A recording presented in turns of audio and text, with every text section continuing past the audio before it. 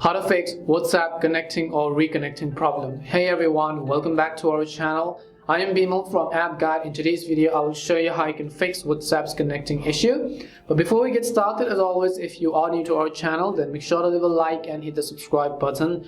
Without any further ado or delay, let's get started with today's video.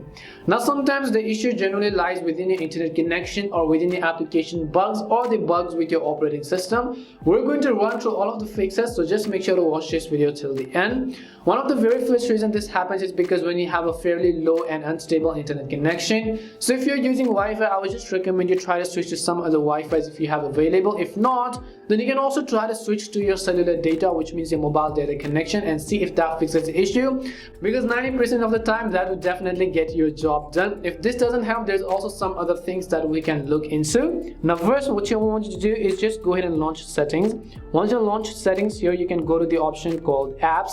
As you go to apps, you have to scroll down all the way to the bottom. Now I assume that given that the applications are in the alphabetical order, you would usually have to scroll down at the bottom in order to find and locate WhatsApp. If you have just too many apps installed, you can also use a search box at the top in order to search for the WhatsApp application. As you can see, in my case, it's right over here, so I'll just tap on it. Once I tap on it, I will scroll down a little bit and go to the option called storage. Once I go to storage, I will select the option called clear cache. Now, cache files are temporary junk files that the application stores over time from the time of the installation period.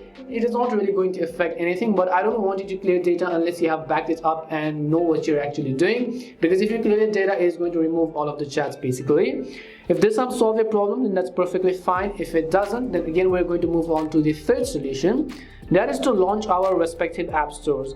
Once we launch our respective app stores, in the search box we will just type in WhatsApp.